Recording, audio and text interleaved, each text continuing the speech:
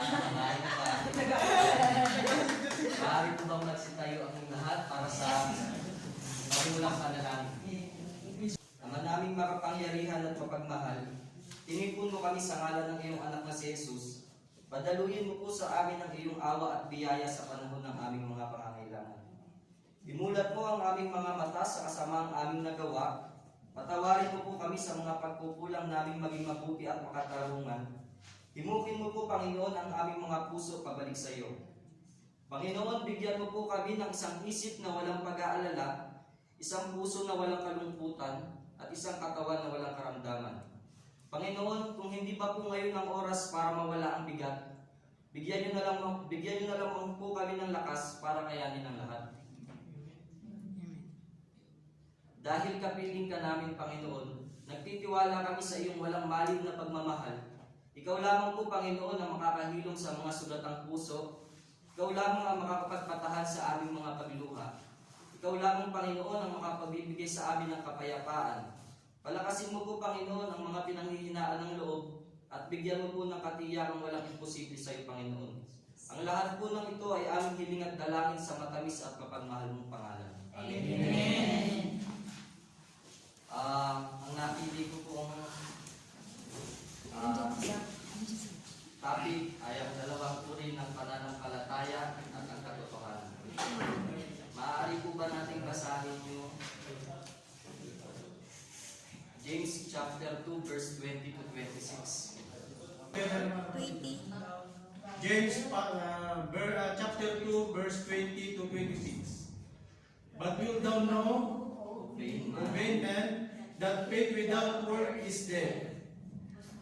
Was not Abraham our father justified by works when we had offered Isaac his son upon the altar?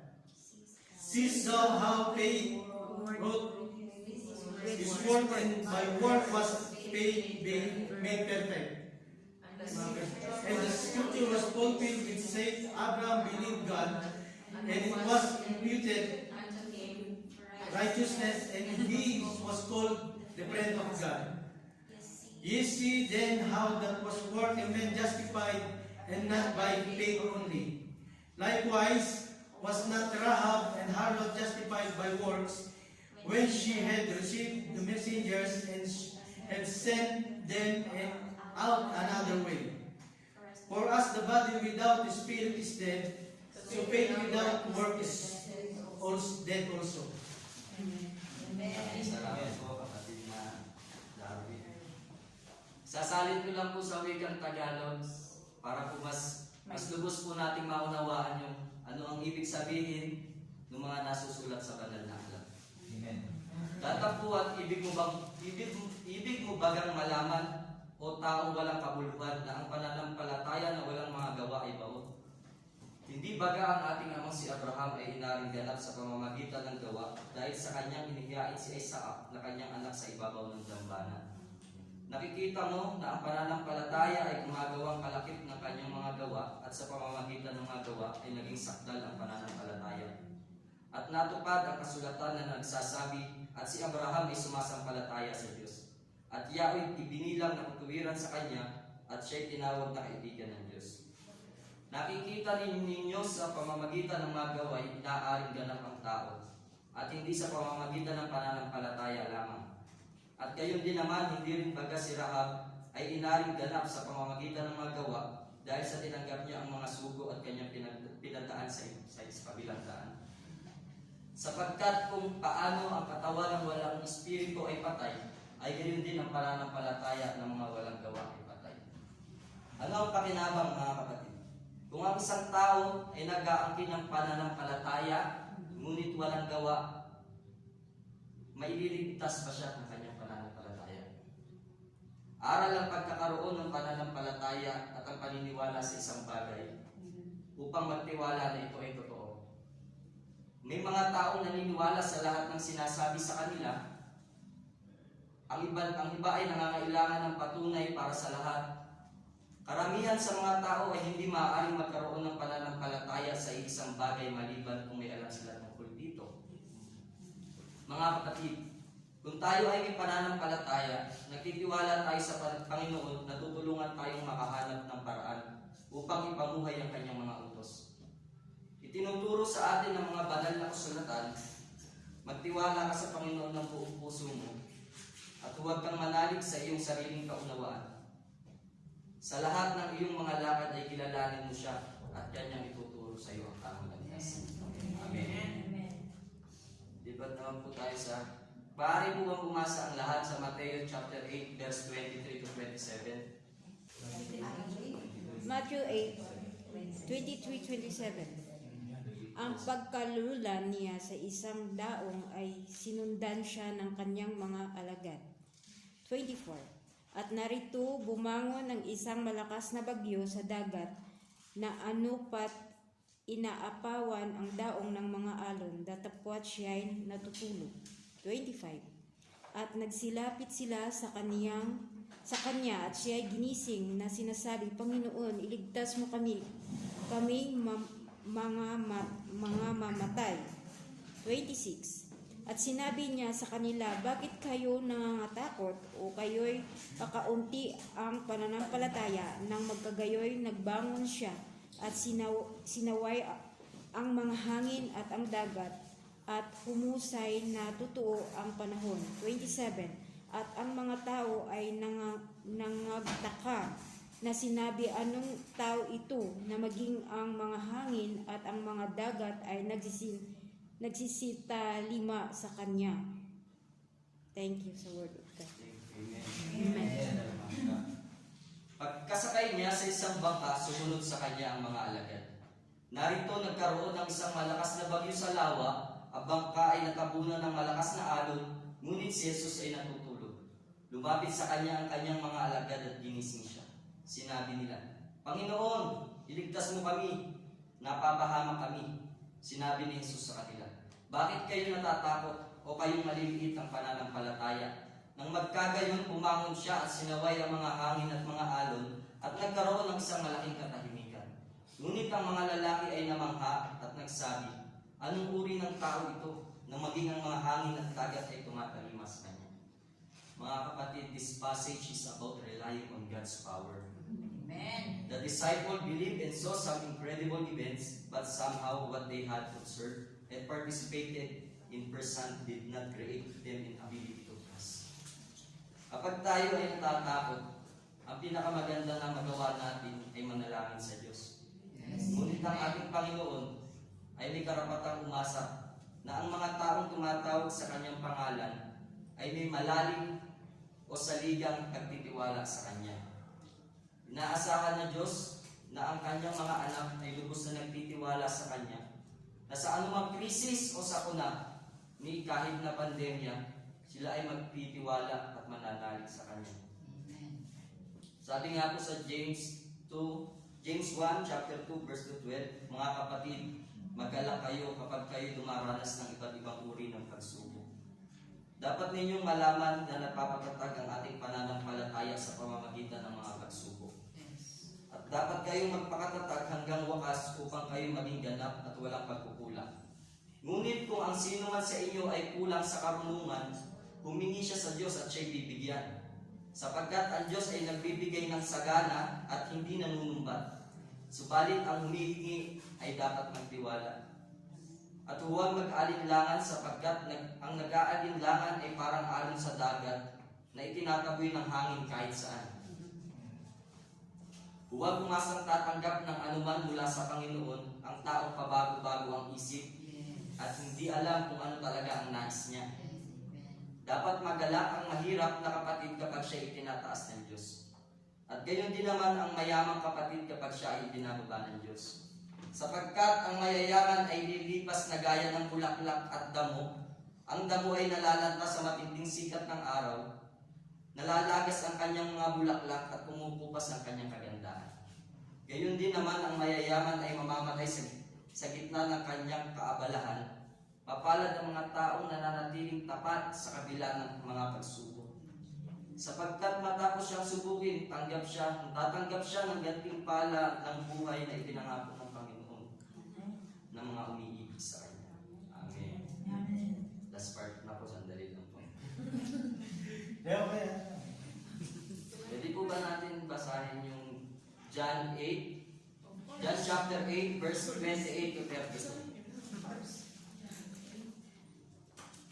Then Jesus, Chapter 8, 28. 28, 32. Sis, yan. Sabay-sabay naman tayo. Yes. Then said Jesus unto them, When ye have lifted up to the Son of Man, then shall ye know that I am He, and that I do nothing of myself, but as my Father hath taught me. I speak these things, and He that sent me is with me. The Father hath not left me alone, for I do always those things that please Him. As He speaks these words, many believed on Him. Then said Jesus to those Jews which believed on Him, If ye continue in my word, then are ye my disciples indeed. And ye shall know the truth, and the truth shall make you free. Sinabi nga ni Jesus, kung maitataas na ninyo ang anak ng tao, saka ninyo makikilala na ako nga ang Kristo. At wala akong ginawa sa aking sarili, kundi sinasalita ko ang mga bagay na ito ayon sa itinuro sa akin ng Ama. At ang nagsugo sa akin ay sumama sa akin. Hindi niya ako binayaang nag-isa, sapagkat ginawa kong lagi ang mga bagay na kanya'y kalulog-tulog. Samantalang sinasalita niya ang mga bagay na ito, ay maraming nagsisisampalataya sa kanya. Sinabi nga ni Jesus sa mga Hudyong yaon na nagsisisampalataya sa kanya, kung kayo'y mananatili sa aking salita, kung magkagayoy tunay nga kayong mga alagad ko. At inyong makikilala ang katotohanan, at ang katotohanan ang magpapalaya sa inyo. Amen. And ye shall know the truth, and the truth shall make you free. Ito ay nagpapahiwatig na ang paghahangad ng katotohanan ay maaaring maging isang mahirap at kung minsan ay hindi komportable na proseso. Ngunit ang pagtuklas at pagtanggap sa katotohanan ay maaaring mangailangan sa atin na harapin ang sarili nating mga bias. Preconception at emosyonal na pagkakaugnay sa mga kasinungalingan, maaaring kailangan nito ay pagsisiyasat sa sarili at pagsusuri sa sarili, gayon din ang pagpayag na palayain ang mga nakakaaliw na ilusyon o nakakaaliw na kasinungalingan na humubog sa ating pangunawa sa mundo.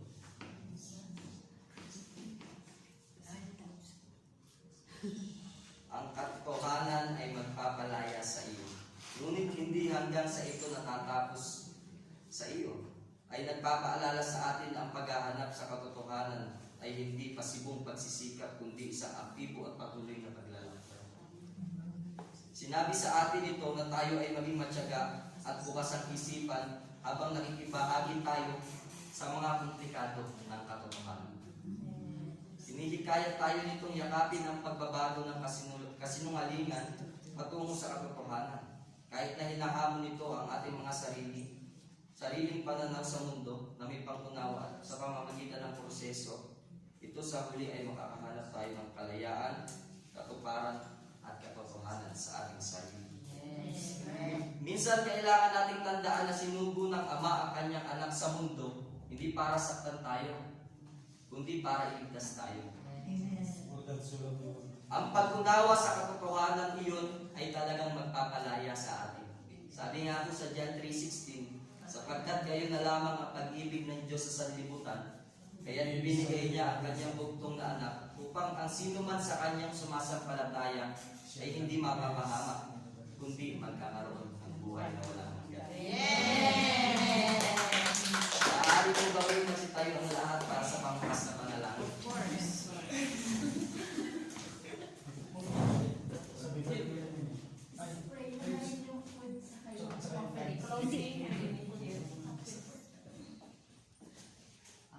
Panginoong Diyos, salamat sa iyong masaganang pagmamahal at pag-aalaga sa amin.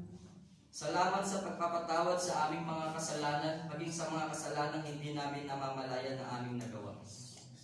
Panginoon, puspusin mo po kami ng iyong karunungan at ng iyong awa, naway pagpalain mo kami ng iyong walang hanggang pag-ibig at bigyan ng buhay na walang hanggan.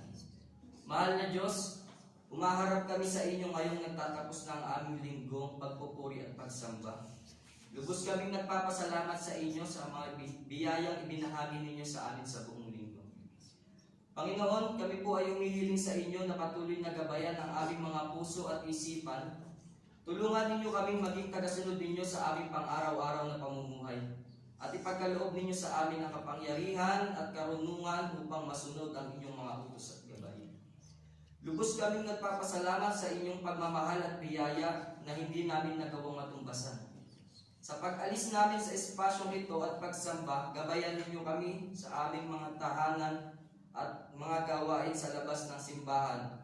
Palakasin ninyo ang aming pananampalataya at pag-asa at palawakin ang aming pag-ibig sa kapwa. Maraming salamat din po sa pagkain na aming pagsasaluhan ngayon. Naway basbasan niyo po ito.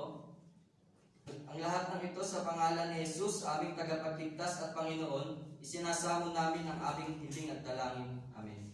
Salamat.